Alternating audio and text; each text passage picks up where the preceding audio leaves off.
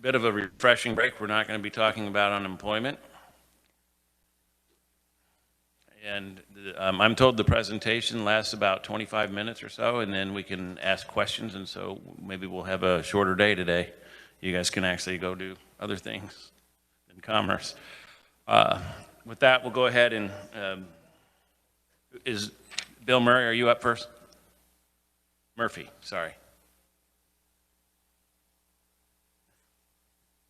Thank you for being here, and welcome to committee. I think I'm on now. Oh, that's a little loud.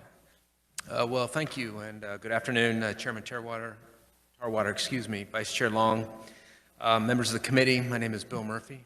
This is really loud. I'm joined today by Trent Armbruster, who I think some of you may know. He's our Director of Technology and Bioscience Strategy, as well as a familiar face, David Sofer, who I think all of you know very well. Again, we're pleased to be here with you today to share the results of our efforts to establish the Kansas Framework for Growth. Really, that's our state's new comprehensive economic development strategy. I believe all of you have the PowerPoint in front of you, so I will tell you when I'm going to flip slides just so you can kind of keep my remarks germane to the slides that are in front of you. So if we could flip to slide 2. I'm going to talk a little bit about not only the plan, but the research that went into the plan. We'll discuss our state's competitive position, outline key pieces in the implementation process, and really lay out what I believe will be a vision for the future of economic development here in the state of Kansas. But first, I'd like to start on slide 3. This is my favorite slide of the presentation.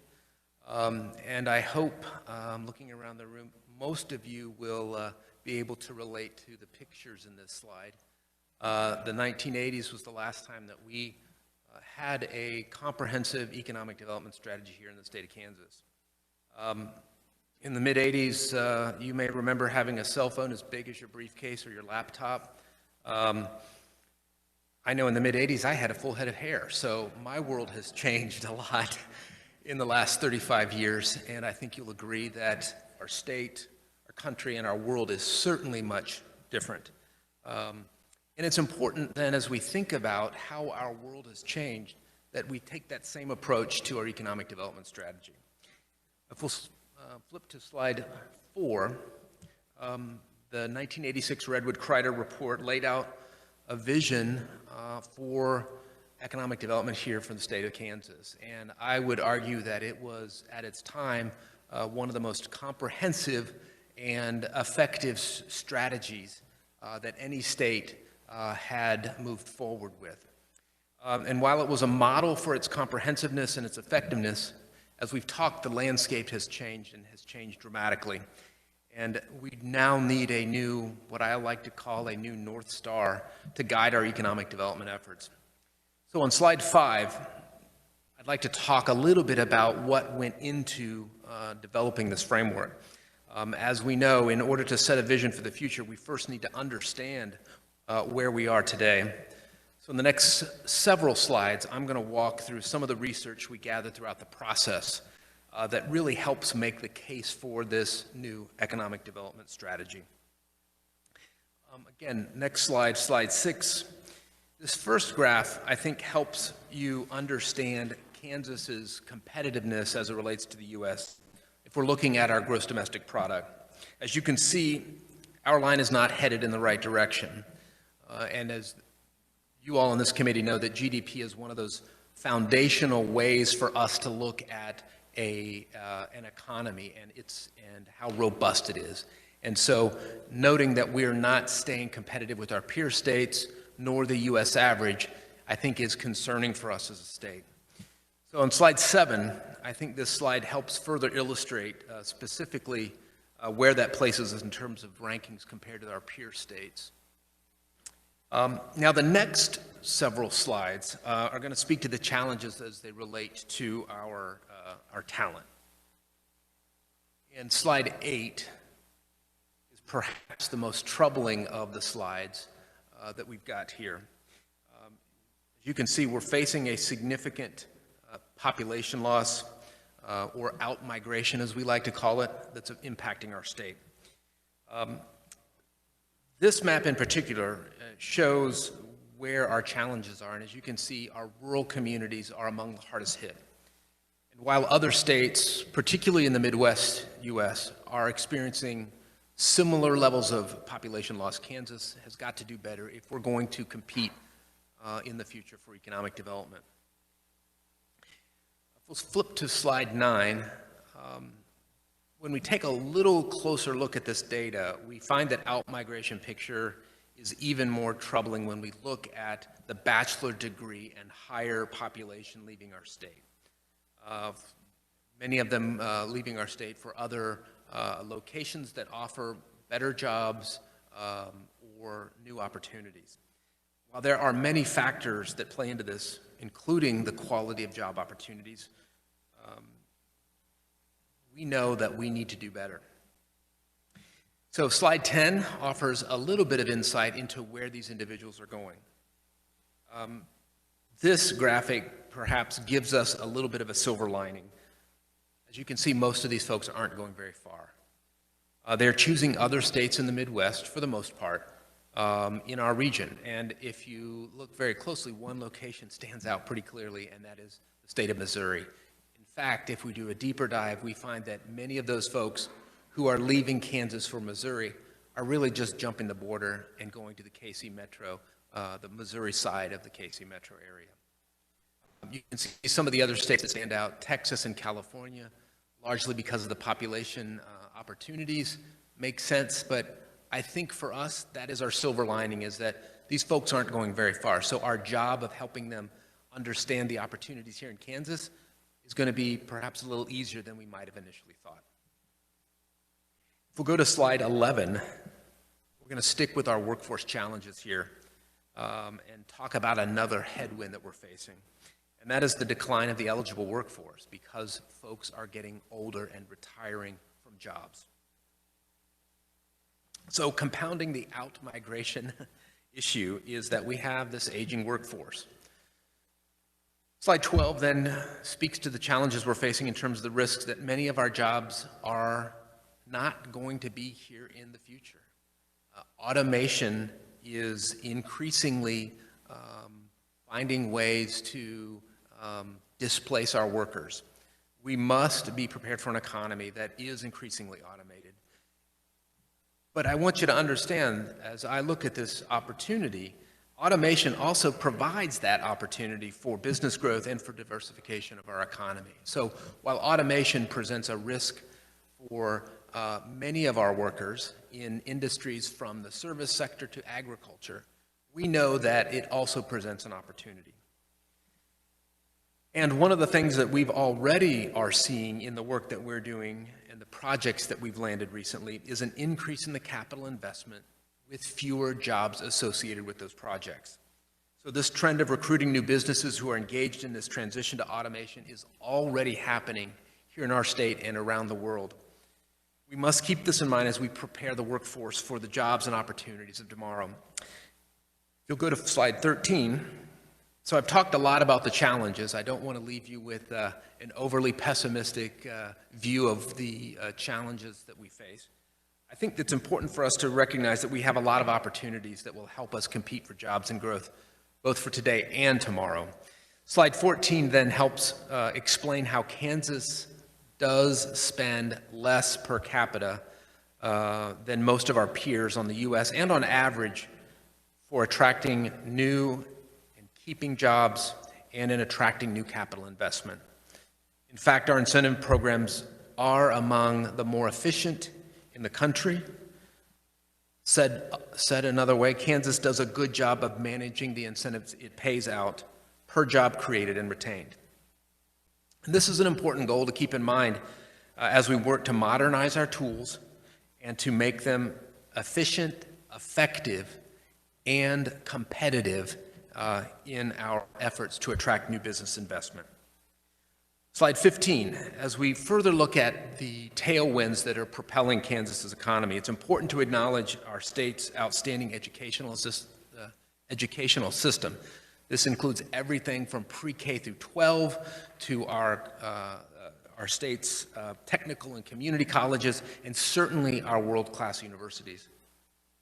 This slide, I believe slide 15, highlights some of our key rankings compared to other states, and really does represent the fruits of decisions our state has made to robustly fund and support education.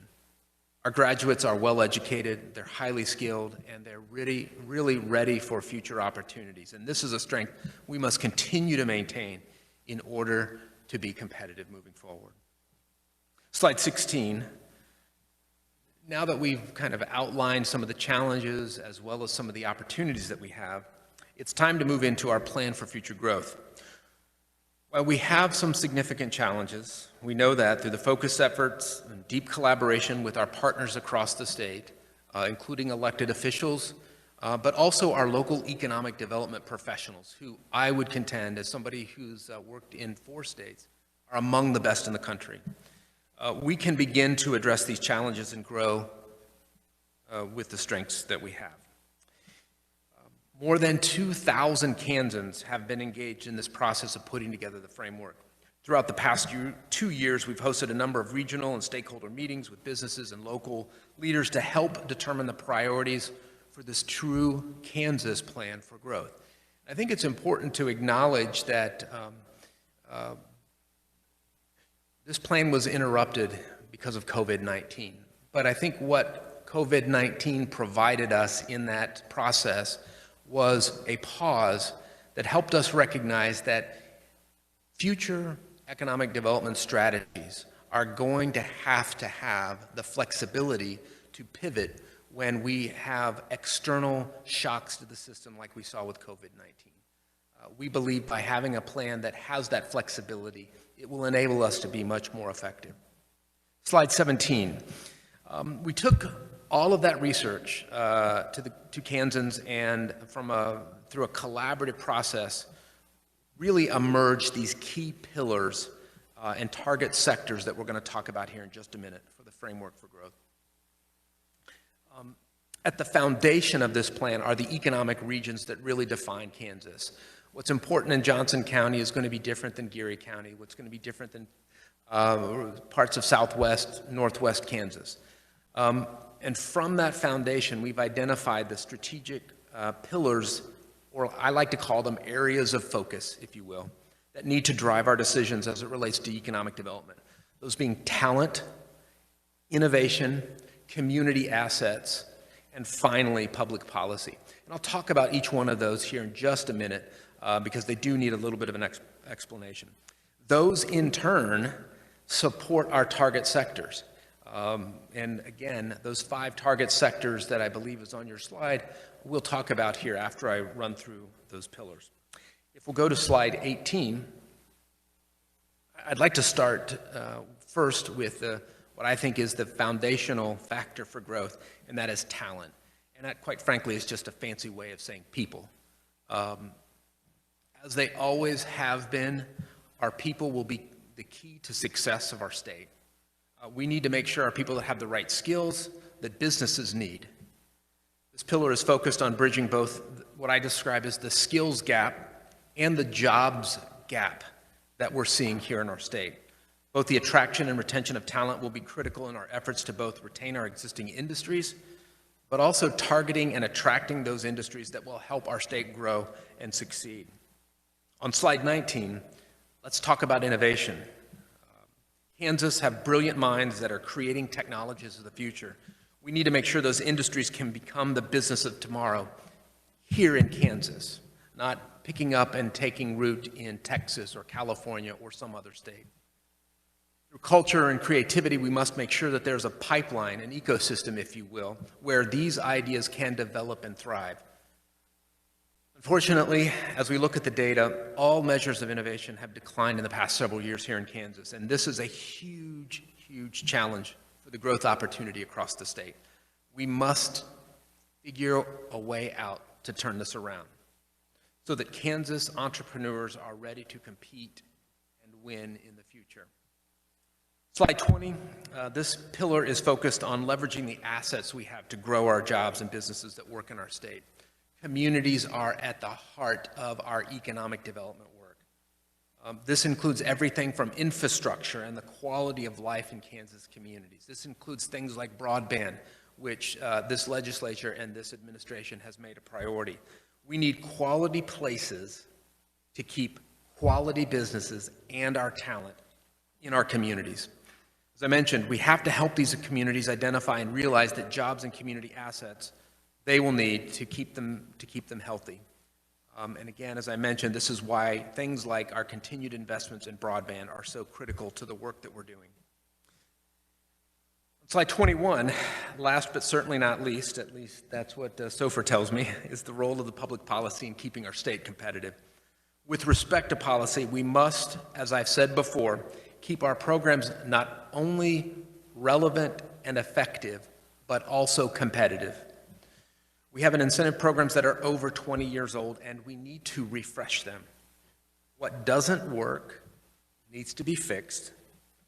What is working, we need to make sure that it is not only efficient and effective, but as I said before, is competitive with the states that we often compete for jobs and capital investment. Said more plainly, we need to modernize our incentive toolbox, and we will do this in a transparent and responsible way. For example, I think we've talked about the HPIP program, the High Performance Incentive Program. This came about, as many of you may know, as a result of the Redwood-Crider report. So it's been more than 30 years since we've refreshed this program and recognized that our state's economic base has changed and changed pretty significantly since that time.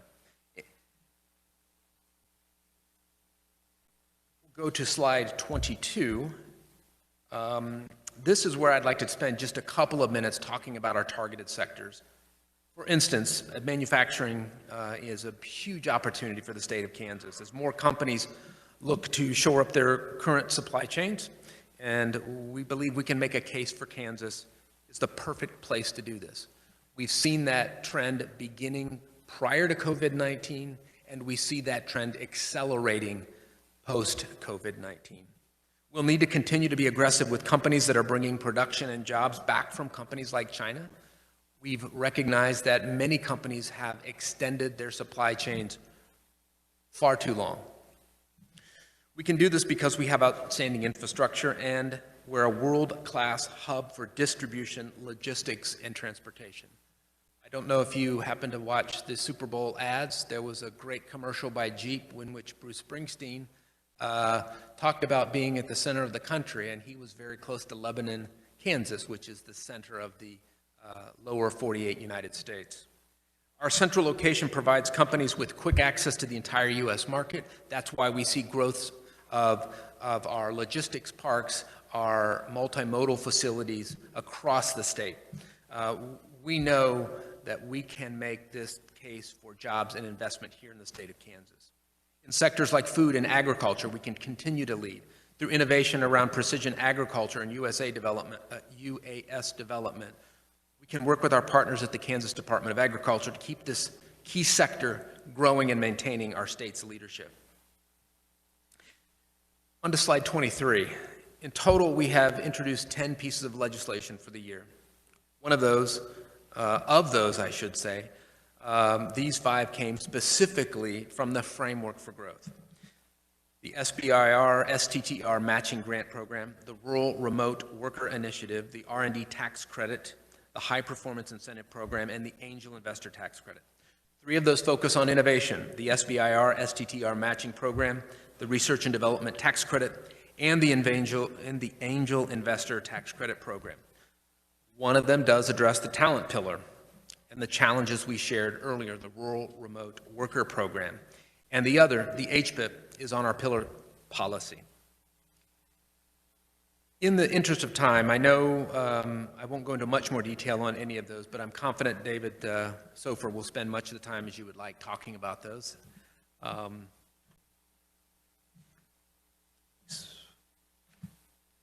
Let's finish up here with the next couple of slides on slide 24. And I think really is at the heart of our question here in this, how do we make this plan real? Let's start with policy right now. We're already starting to implement this plan through our legislative agenda in this year's legislative session. As described in our last couple of slides, we've identified a number of initiatives and priorities that we need to begin addressing this year, so that as we begin implementing these various pieces, we are moving more quickly and efficiently. Through programs like Advantage Kansas, we're already engaging with educational partners and organizations like the Kansas Chamber to help align efforts around workforce development to meet the needs of businesses.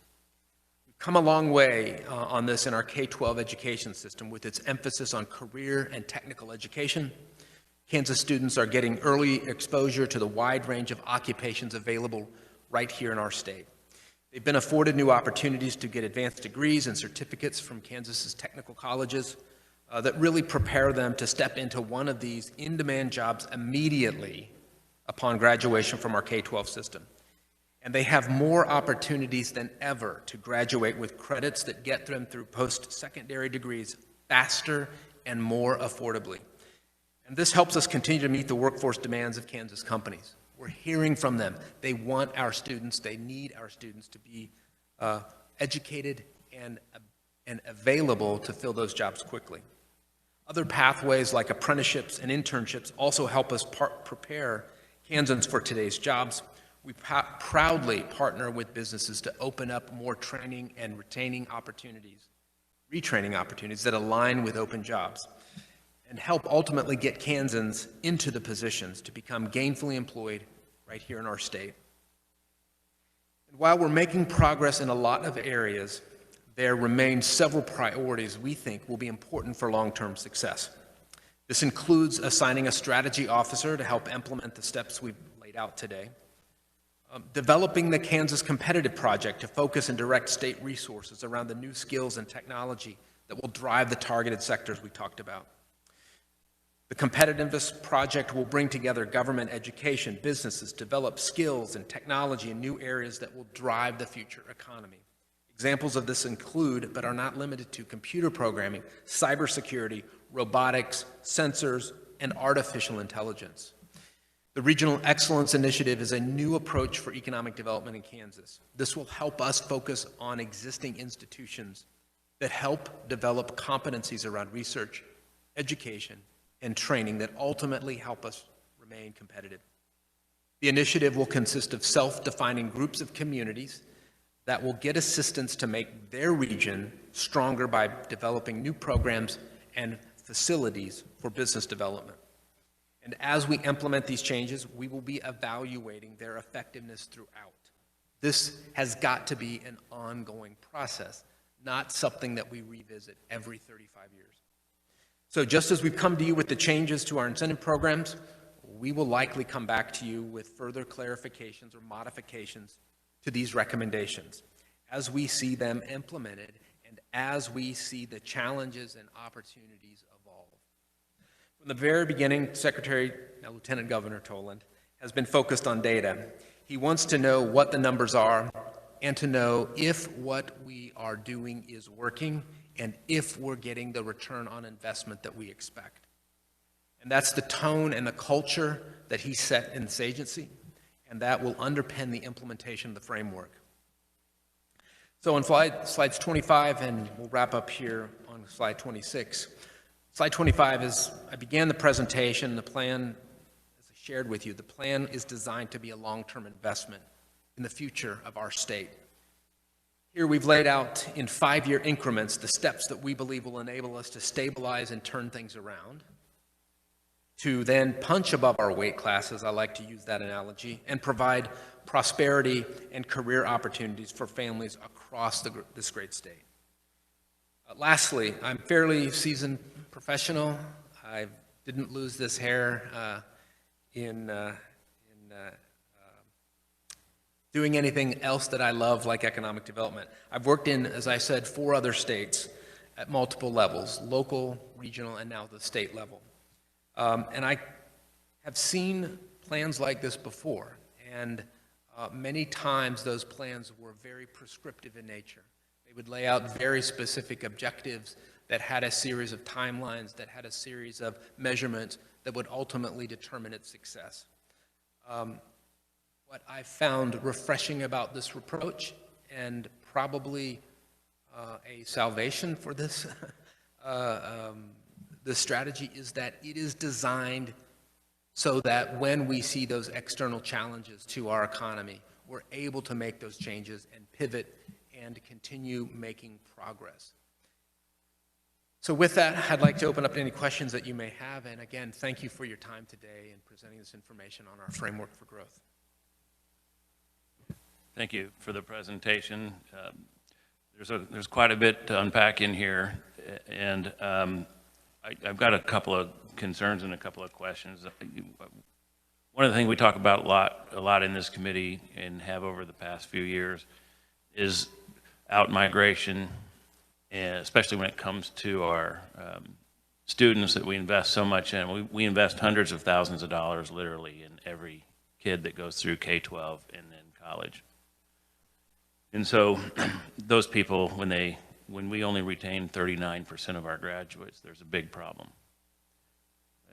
And when we talk to the universities about it, they're saying that, well, we need the jobs. There's no jobs for these kids when they graduate. But then when we're trying to recruit businesses, good businesses, their biggest concern is we don't have the talent. We don't have the people to work. You can't get, when people want to move a company to a new state, they look at schools, which we do quite well in, and then they look at the talent in the workforce. And we can't seem to provide the workforce in a lot of cases. And so we're hearing from one half that says we don't have the jobs, and then we're hearing from another half that says we don't have the talent. So my question is, what are we doing wrong? Are we training? Are we focusing on the wrong things in college? That's an excellent question. And I will tell you, 7 months ago when I was working in Oklahoma, facing the exact same issues with young people leaving the state of Oklahoma for opportunities, largely in Texas because of the geography, the proximity. But I think what we determined there, and I think has applicability here, is that it's a yes and. It's about helping businesses understand the pipelines that we've got coming out of our universities so that they understand that it's not just about the current talent that we have to work with, but it's the future talent coming out of these universities. But it's also, quite frankly, a public relations strategy that we need to engage in with our university students. It's about educating them on the opportunities that we have here in Kansas. That the grass is not always greener in Texas. And I think that's something that many states have been late to the game on, and that is we've got a captive audience at these universities. We've got to figure out a better way of engaging them to talk about the opportunities that are here now and the future opportunities that are coming to Kansas. I also think that because of COVID-19 and really the growth of remote work, that folks can understand that the opportunities to live in a place that they're familiar with, where they've grown up, is much more appealing than sitting in traffic, 2 hours trying to get into downtown Atlanta. I think there's a couple of ways for us to capitalize on kind of what's happening with industry right now with remote work and engaging in a concerted effort with our universities to help educate our university students about the opportunities and about how great it is to live here in the state of Kansas.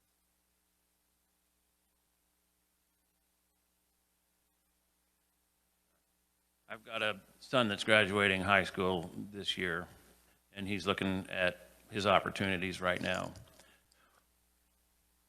If you were in my shoes, what would you advise him to do? Would he go to a four-year college and take on a lot of debt, or would he go into focus on maybe a skill? Yeah, what would you do? Yeah.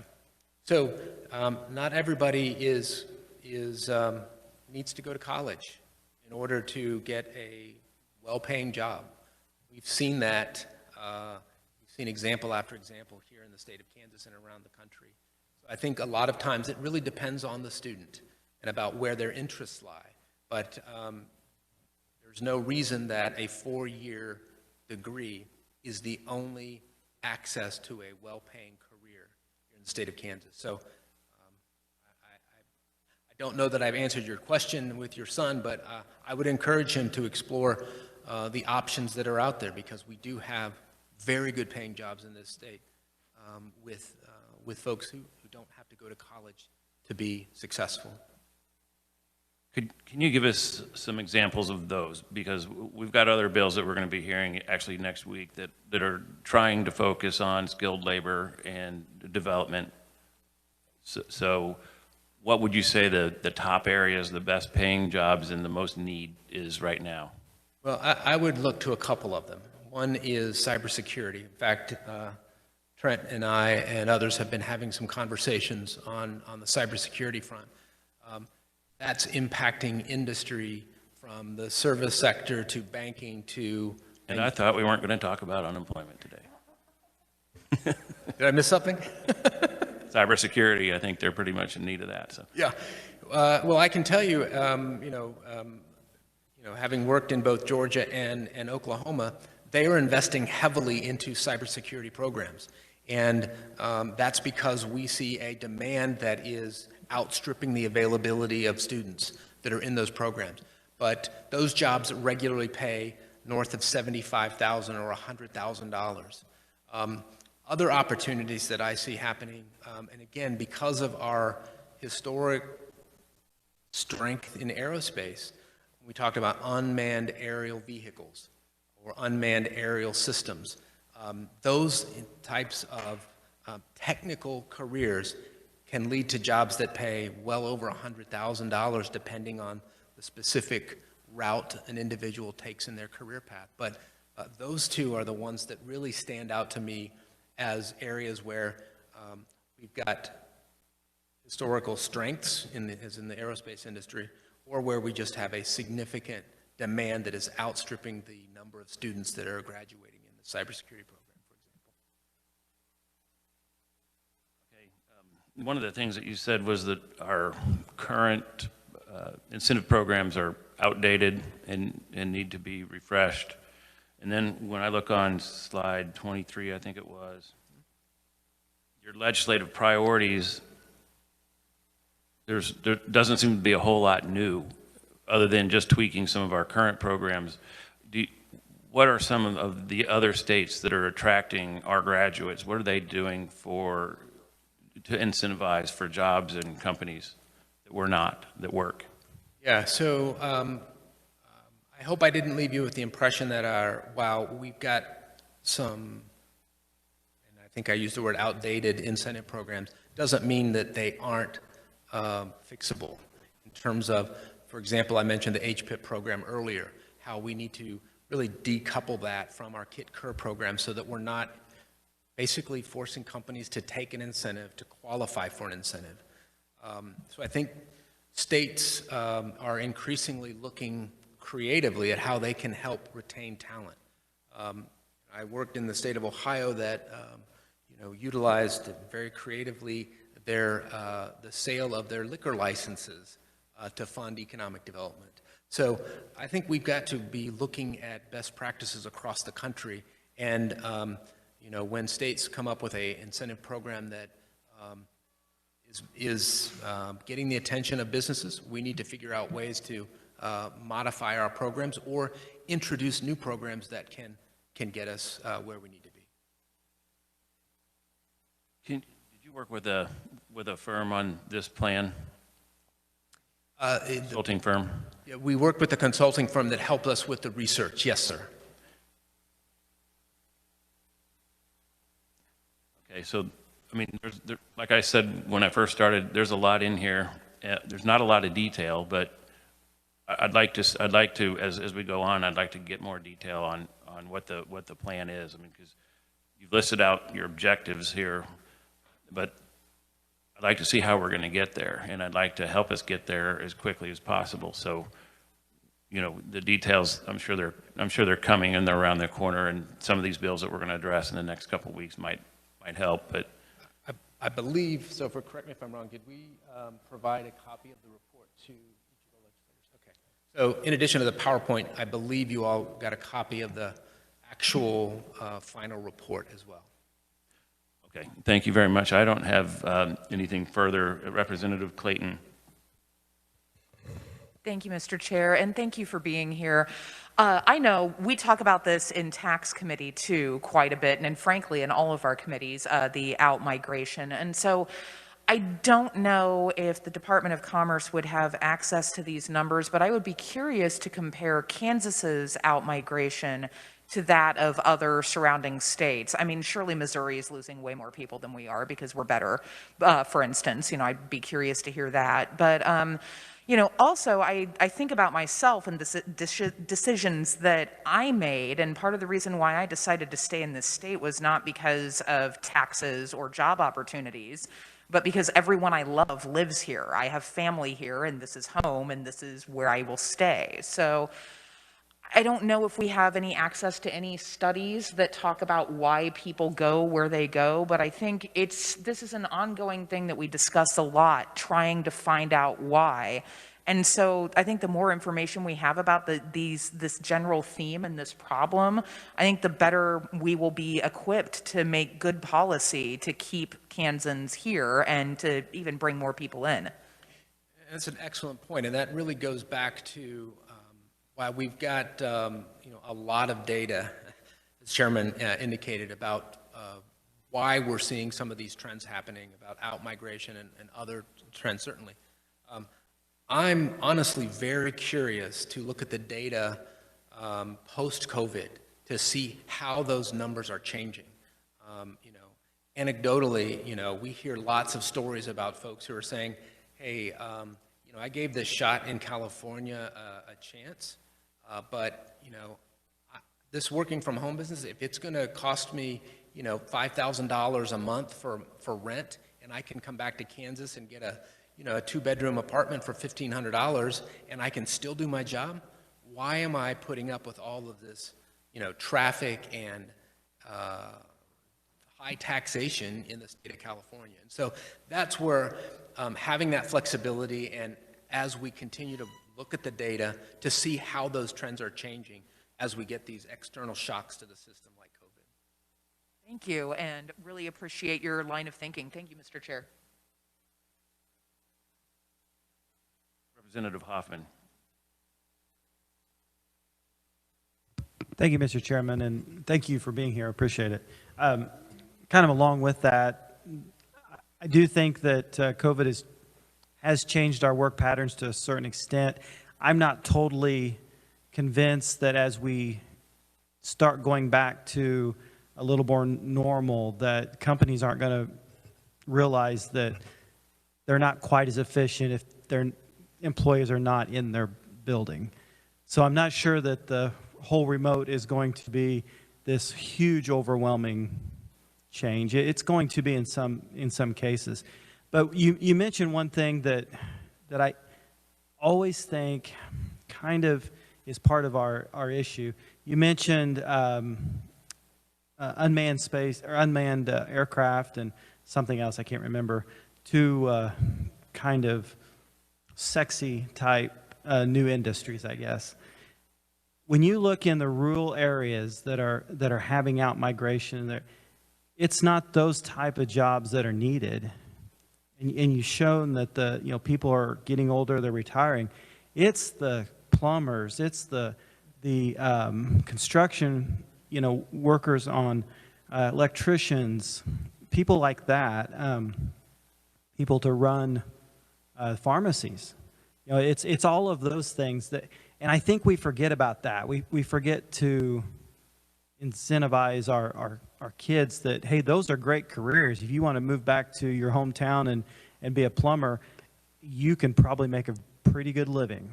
And I know some that have, and they have. And so I don't want us to forget about that as we're moving forth. Those older jobs that aren't as glamorous, they're needed too. And as the older people do retire, they're going to be needed more. So thank you, Mr. Chairman. If I may, you make an excellent point. And so I don't want the fact that we focus on these kind of primary job creators to take away from the fact that, these jobs that are based on population, plumbers, pharmacists, healthcare workers, doesn't mean they're not absolutely critical and are going to be a challenge for us if we don't figure out a way to keep them here as well.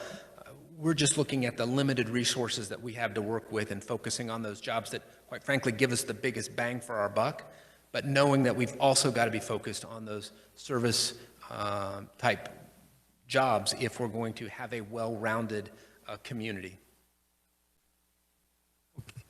Okay, and I appreciate that. I'm not sure that those give us the biggest bang for the buck for the whole state.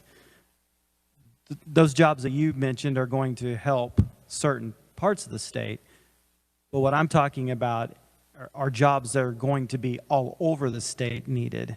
So I'm not arguing with you. I'm just let's just not forget about the overall the whole state. I think sometimes we forget about the part that's west of here. So thank you.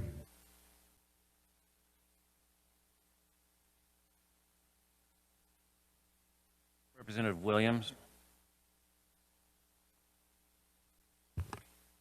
Thank you, Mr. Chairman. I just did a little search, and Kansas ranks 5th in the nation for outward migration. And then, the only ones beating us, which is not something you want to beat, would be New England states like New York and Connecticut and New Jersey. So Missouri is doing better. I don't know why, but they are. But my question is about the skills gap. You mentioned the skills gap here, and we know that there were over 7 million jobs before COVID. I don't know what they were nationwide now, and that in Kansas we have always had between 40 and 50,000+ jobs open that were skilled labor, and that's one thing we hear over and over from our business community, that they cannot find someone to fill that position. Sometimes it's soft skills, but sometimes it's, they want some training. They want the engineers or the ones that can do the IT. So my question is, post-2020, kind of at the tail end of the pandemic, we hope, where are we on that skills gap with those jobs that are still open? And what's the disconnect between our schools, either higher ed or K-12, because I know we have all kinds of pipeline programs, but somehow either kids aren't choosing the right pathway or something's disconnecting. Wanted your thoughts and numbers if you have them.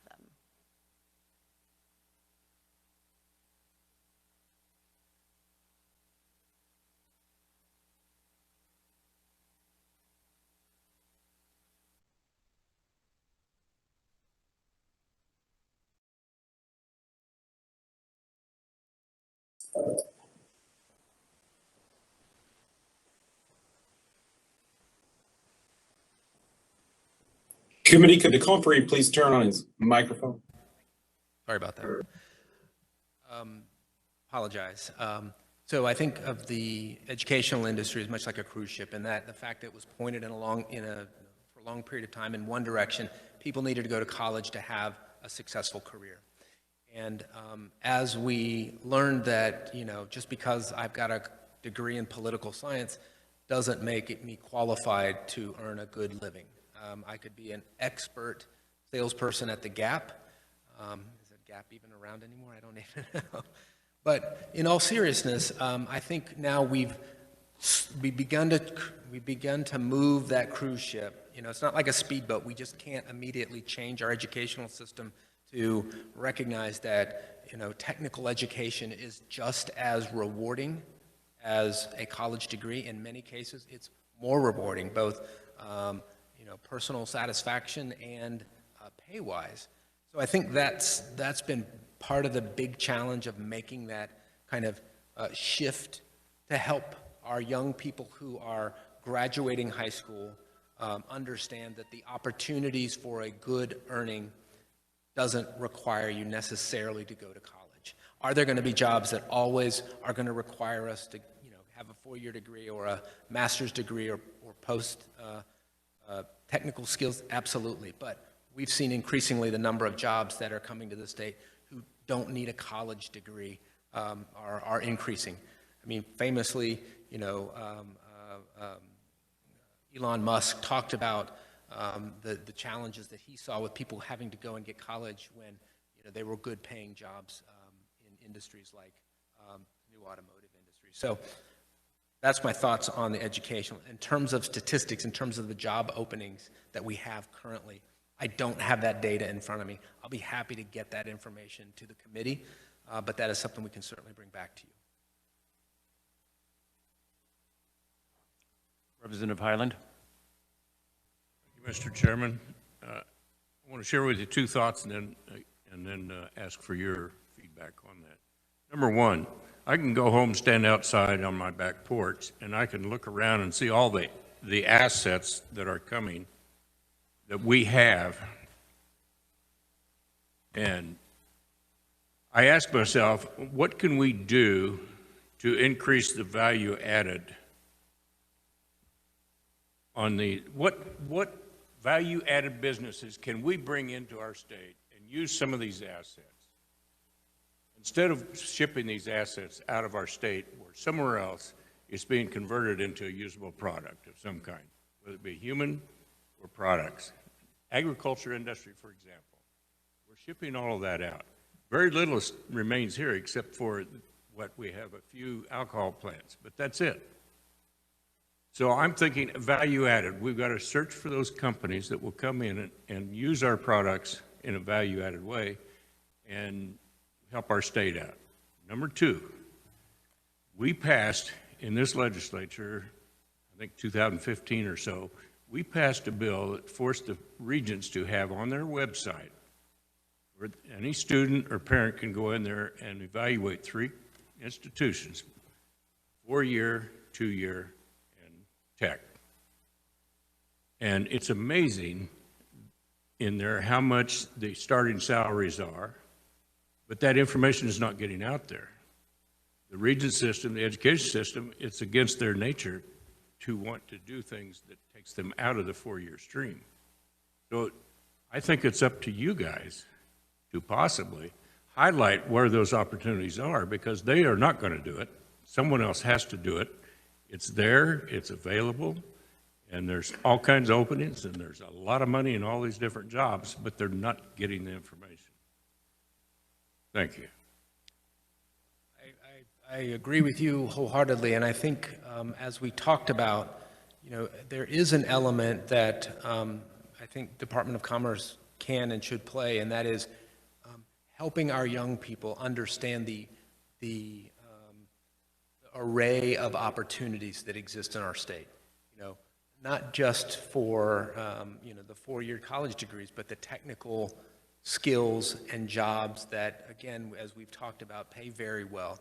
And so I think that is an area where we've not done a good job of really talking to our young people. Again, that's not something that the Department of Commerce can do on its own. We've got to partner with our local economic development organizations, who are really the ones who are interacting daily with the families and the institutions in their communities to talk about how we keep those students here in our state. One comment on that: the local economic development are not going to go up against the schools or the universities. You can, they won't.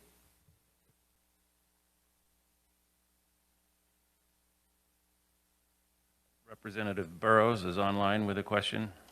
Thank you, Mr. Chairman. I was, in listening to the testimony, I can think of probably a plethora of bills that have been before our body over the number of years that would affect the entire state. I hear committee members talking about what could we have done.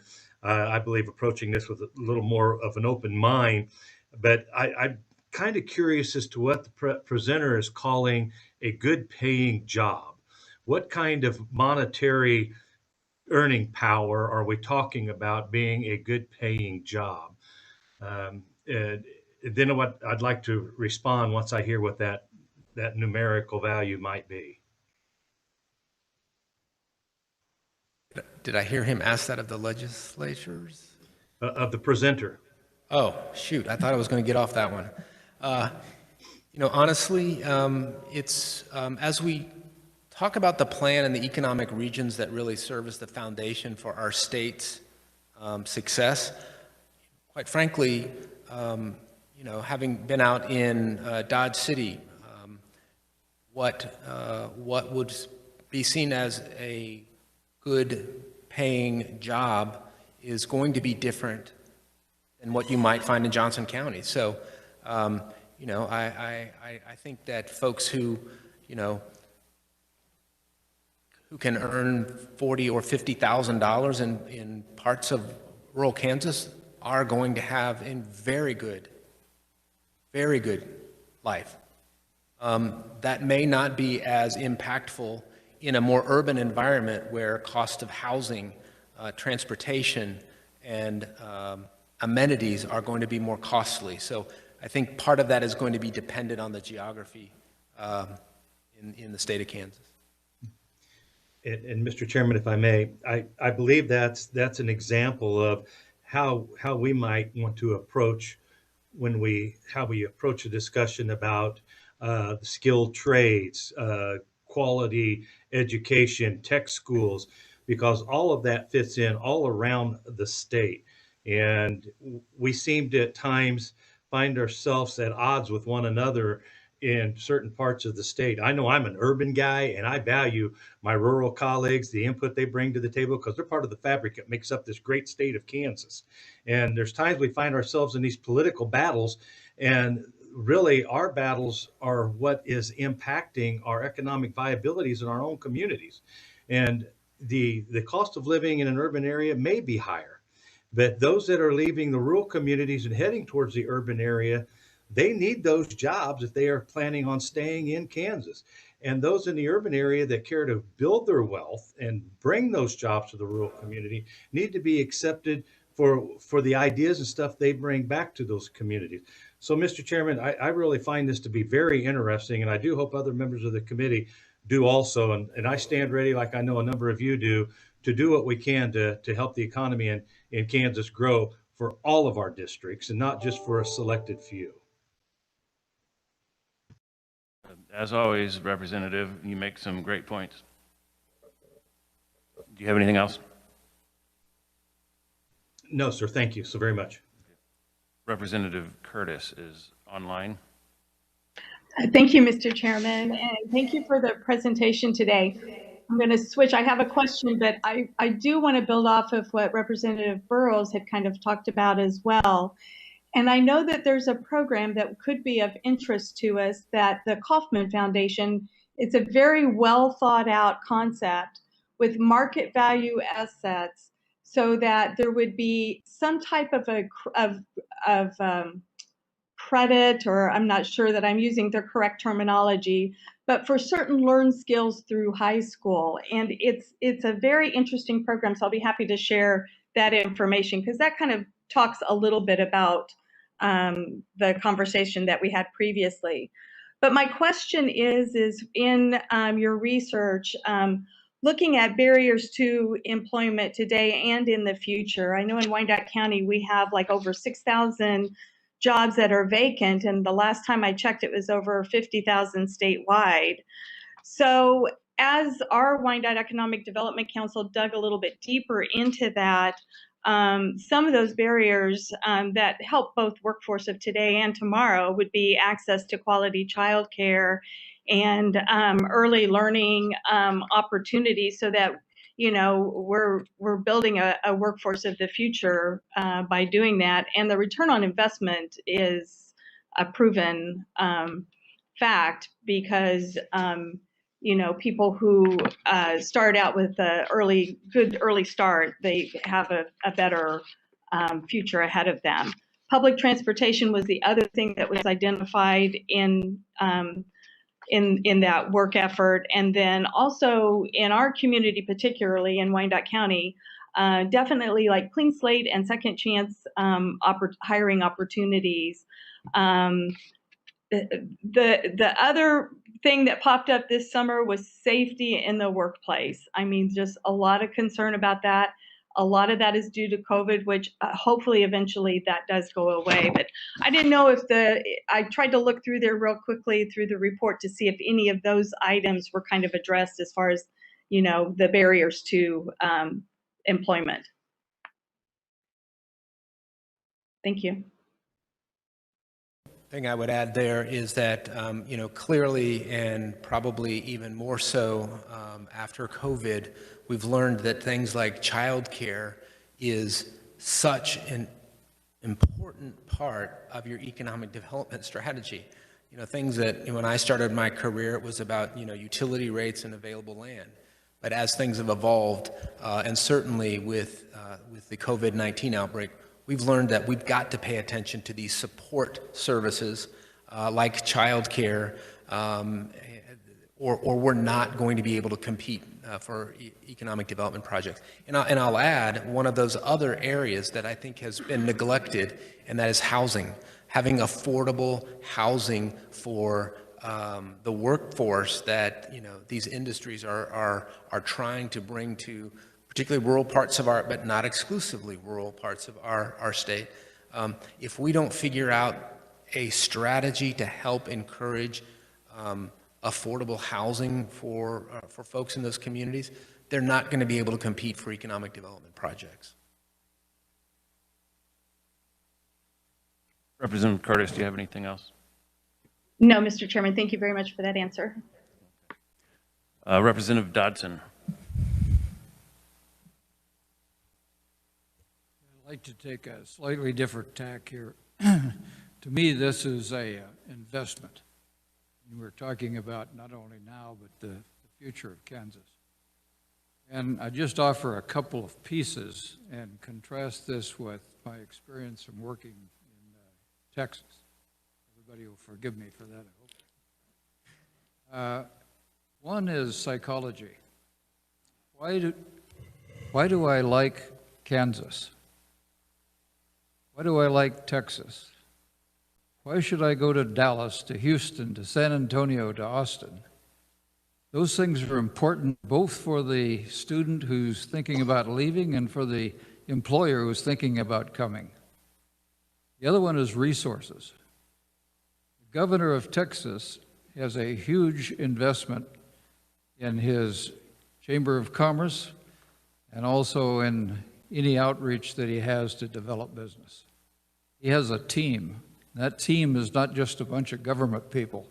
It's all of the big logos that you see on all of the buildings around Dallas and Fort Worth and Houston. And that makes a difference. So as we go forward, we're going to have some idea of how we support this effort. We can't just have slides. Your slides are great, and I understand it's a framework, but as we go forward, we're going to have to know kind of where the money needs to be applied to make it a reasonable investment. And if I may, that is another very important point and something that I did not talk about, and that is the partnership that we have with many of our local economic developers through an effort called Team Kansas. And so we do try to, wherever possible, leverage our collective resources to target economic development opportunities at trade shows or other events.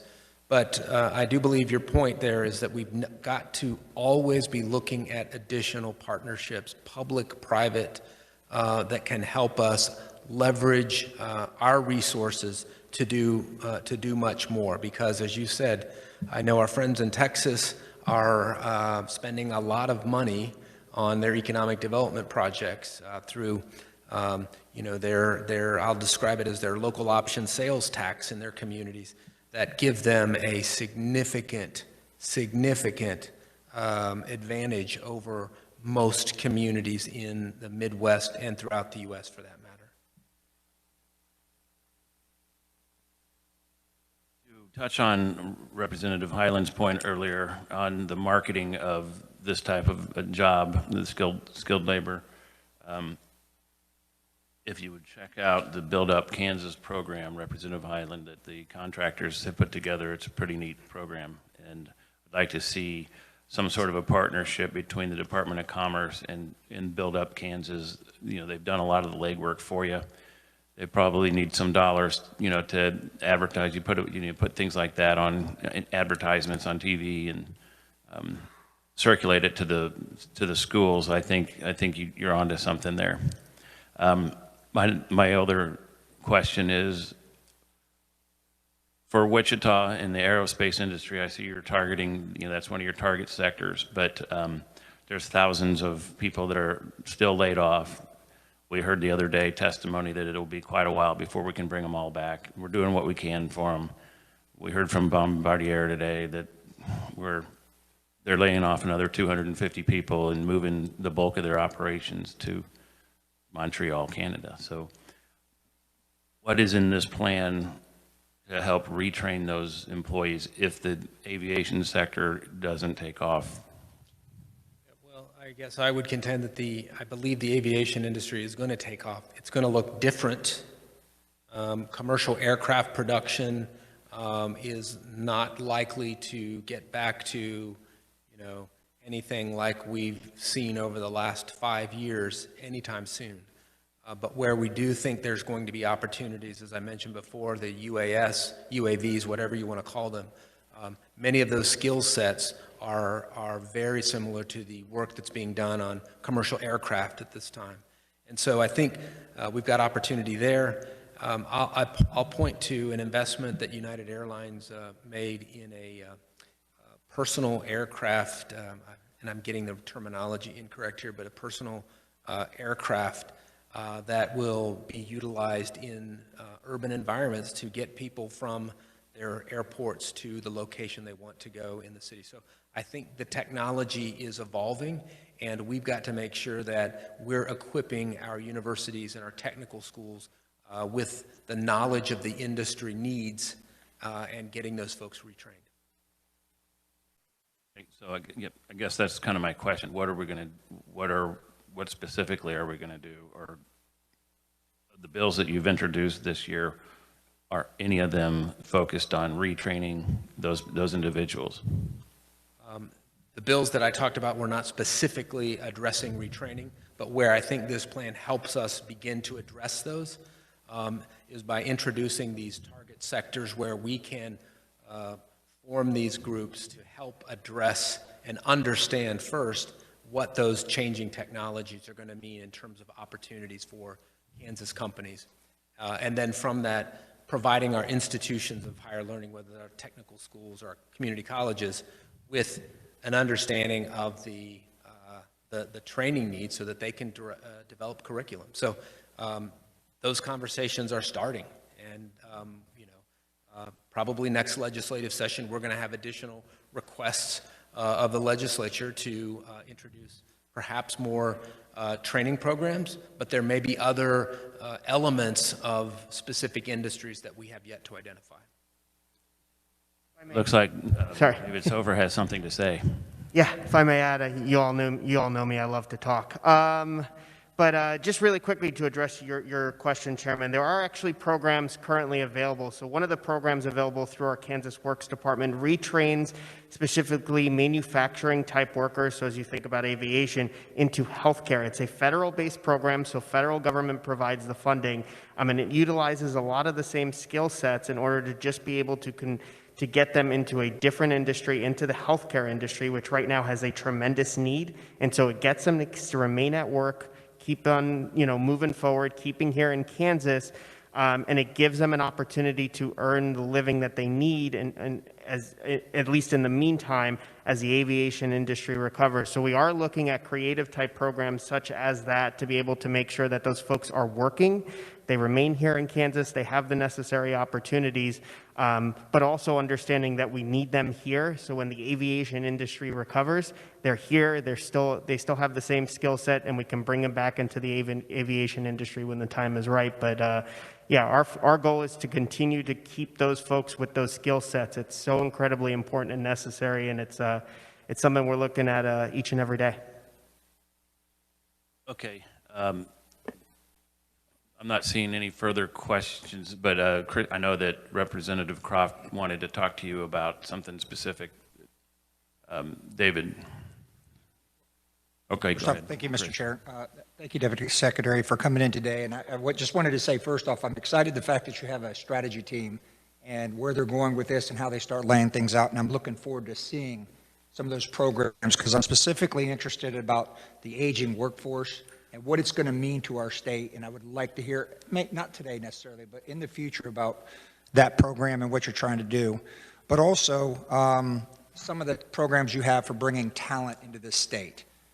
Again, it's something I worked with a lot in the Army, and I'm just very interested. But specifically, one of these programs is called the Work Opportunity Tax Credit. And it's a federal program that distributed at the state level and is designed to encourage businesses to hire individuals receiving government subsistence or assistance and enabling to become more self-sufficient. So what I'm curious about is, how does the WOTC align with what you're trying to accomplish in the department and within the state and within this framework? And also, could you kind of give us a quick update? Thank you, Representative. So really quickly, the Working Opportunity Tax Credit is it's a federal tax credit provided, and what it does is it really targets folks that are on public benefits. You think of SNAP, TANF, the like, folks who have been unemployed for a very long time period, folks that are relying on benefits in order to be able to get by, and then specifically folks that have been convicted or just released out of prison. And then on top of that, it specifically targets veterans who are disabled as a result of their time of service, that have been unemployed for quite a while. And it provides a different level of tax credits depending on which type of employee, and there's no limit on the amount of employees that you can hire and get this tax credit. This tax credit does work against your federal tax liability. The reason why this connects into the framework for growth is, again, our workforce needs. These are folks, especially when you talk about veterans, but even more so, folks that are out there at home and whatever reason have not been able to find that correct relationship with employment that they need, or folks that are being released from prison. There are skill sets, they've got that skill set available to them, and we have needs in our workforce where we can provide that connection. So it's so incredibly important for us to have tools like these that we can potentially incent our employers to be like, hey, you know, we've got these group of folks out there. They want to work. They just have not found success in being able to do so. Let's connect them with the right opportunities. Let's get them to work. Let's get them to contribute to our workforce. You know, if they want to do it, we should be able to provide that connection with those companies. It's been an incredibly vital tool for us. The one challenge that we've had is that there was a 12-month period where the federal government did not provide a reappropriation in order to be able to access in order to be able to process the application. So the challenge has been from our end is that we have a little bit of a backlog. So we have actually hired temporary workers in order to be able to just get through that backlog. We're hoping here in the coming weeks we should be able to catch up. But that tool is incredibly vital to our workforce. It has a really big potential to be able to bridge some of that gap. I know there are a lot of veteran-based groups that really rely on that in order to be able to get veterans who are finding difficulty with work, being able to connect them with those companies, and certainly it's a great incentive for those companies in order to be able to bring those employees back in. So I appreciate you asking the question. It's a great program. We utilize the heck out of it. We will continue to do so. We've got to be able to catch up on the applications, and we're working as quickly as we can to do so. Thank you, Mr. Chair. Just one thing, would you mind, or could you send us all just a little bit of information that we can share with our constituents? I appreciate that. Thank you. Of course, our pleasure. Okay, seeing no further questions, we'll go ahead and wrap this up. Thank you guys so much for coming in. Did you have anything else? No, sir. Thank you very much for your time today. Committee, we do not have a meeting tomorrow. Enjoy your weekend. Stay safe. And we have 4 bill hearings next week. 4 bill hearings next week. And we're working the unemployment bill, or at least we plan to do so, begin working it on Thursday. Thank you.